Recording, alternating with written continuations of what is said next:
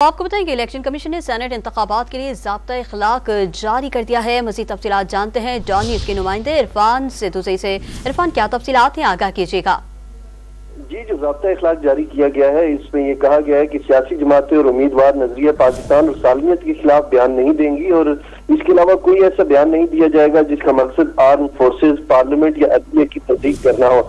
इसके अलावा सियासी जमातें और उम्मीदवार किसी भी सूरत में इलेक्शन कमीशन को मुतनाज़ा बनाने से इज्तनाब करेंगी और सियासी जमातें और उम्मीदवार किसी किस्म की करप्ट और गैर कानूनी जो अमल है उसमें मुलविस नहीं होंगी।